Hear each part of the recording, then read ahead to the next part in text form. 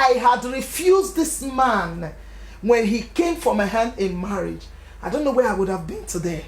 My mother said, where is the parlor now? Where is the sitting room? I said, you are in the sitting room now. Because there was nothing. There was no TV. There was nothing. Money does not guarantee happiness. Money does not guarantee joy, fulfillment, purpose. When you grow with your man, is a blessing from God.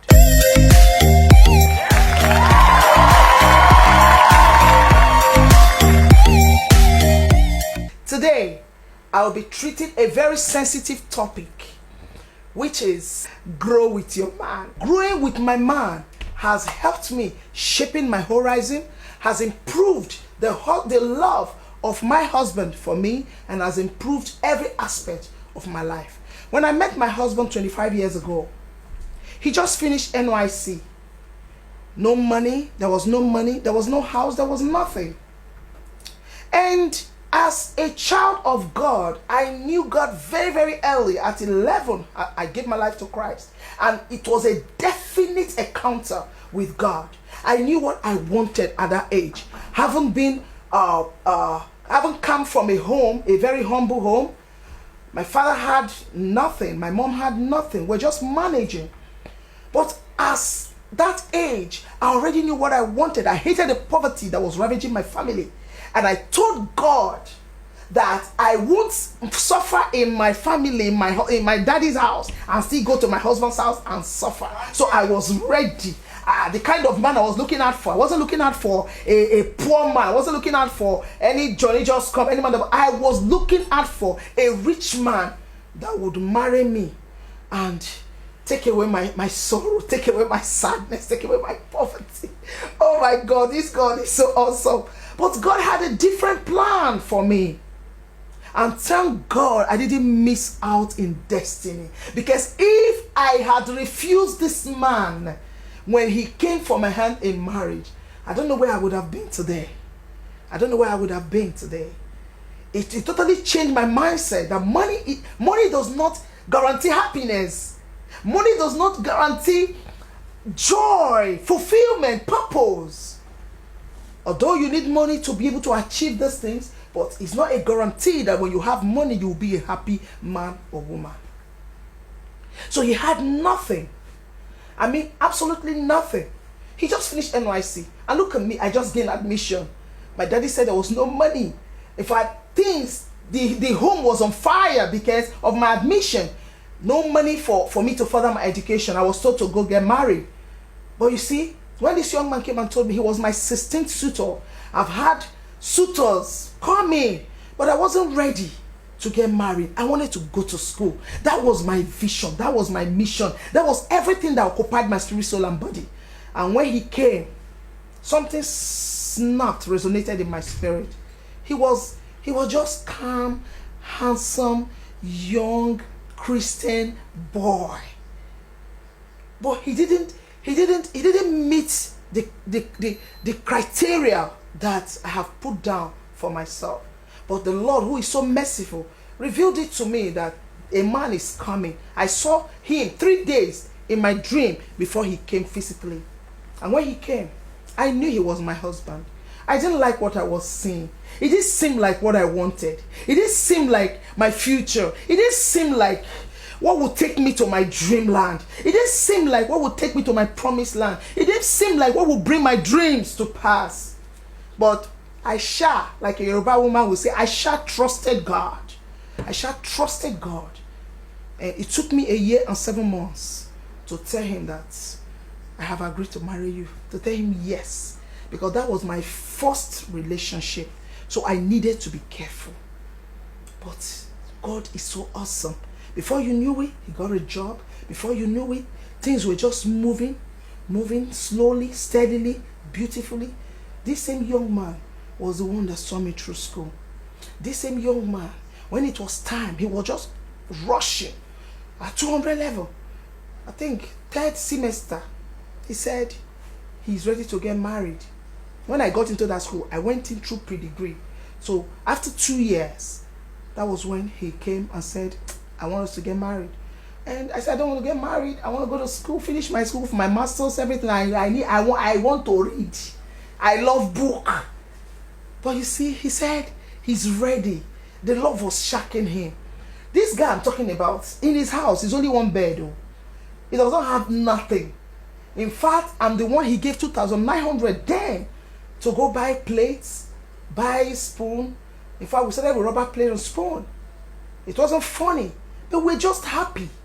I remember when my dad and my mom said they were coming to Lagos to see the house of the man I wanted to marry.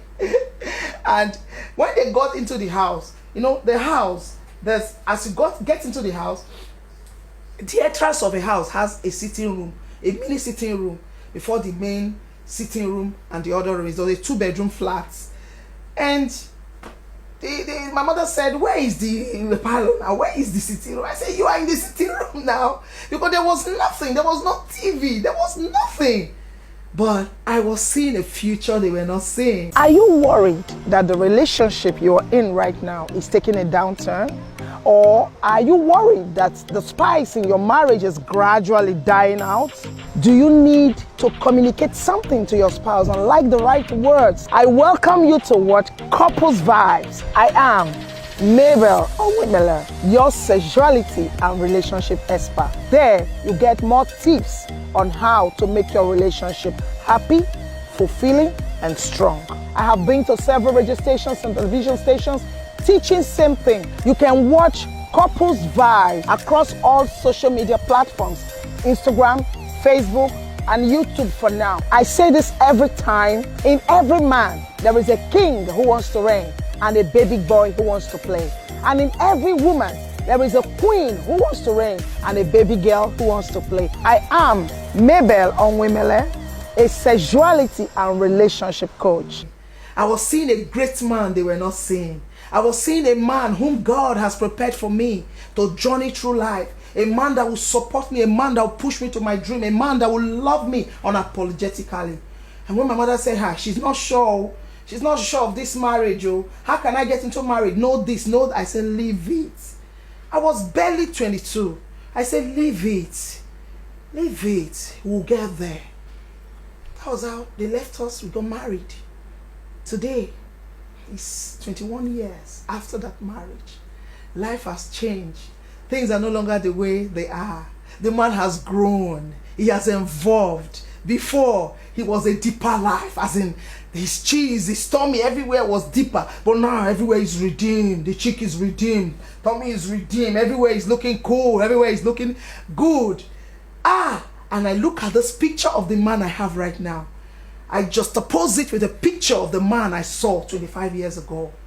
And I wonder, isn't this God beautiful? So what is the essence of this story I'm telling you? I want you to believe in that man you claim to love. I want you to support that man you claim to love. It is a woman who nourishes and supports her husband, who nurtures his dream, that will be nourished by this man. I'm on the women today. The next episode I'll be talking about the men. Support your husband in his dream. Help him to get there. There's always a place called there. Help that man to get there. Some women have made caricature of their husbands, that the men have lost their self-esteem. The man is the head of the house. No matter how much you paint it, you look at it, respect this man. Give him that food of respect. And you see that man grow and glow from where he is to where God has placed for him to be. No man is an island of himself. We all need one another. That the man is down today does not mean he's going to be there all through life. That a man is suffering today, struggling today, does not mean that is the end of his life. Every man deserves a woman who will love him unapologetically, who will respect him like nobody's business, who will help his dream to grow. Who are you? Are you a scatterer? Are you a gatherer? What kind of a woman are you? Are you the woman that would destroy her husband's dream? Are you a woman that will so discourage and kill their husband's dream? Every man needs the support of his wife. Don't try to change your husband. His mother have tried that over 40 years, it didn't work. You cannot succeed. You cannot succeed. You need the help of the Holy Spirit to help you to live and deal with the men in your life, either your children, your sons, or your husbands. Life is a short. So begin to leave them in quarrel, in anarchy, in so much political, physical, family quagmire. We need to leave that stage and give the man God has given to you a pat on the back. If you are a financially empowered woman and your husband is not, support him. Except he's a very hopeless and useless man. Because a man with the wisdom of God cannot treat a woman that values him anyhow. Except that man does not have shame. He does not know his mission in life. He does not value what he has. I admonish you women, no matter the position you are right now, every problem have an expiring date. That man is suffering today is not a guarantee that he will suffer forever. That suffering has a date. It will expire. And light shall shine in darkness, and the darkness shall not comprehend it. So I admonish you, support him, love him, submit to him. Do everything within your power to make sure his dreams comes to pass. And I promise you, my dear ladies, there is no man you treat like a king that will not elevate you above the queen. Marriage is all about learning, relearning, and unlearning. All those stereotypical narratives you have gathered when you were growing up, it's time to lay them down at the feet of the master.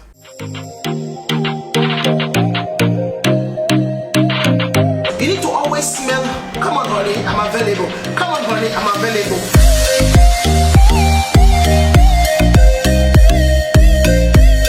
People who have sex about 3 to 4 times in a week look 4 to 7 years younger than their age.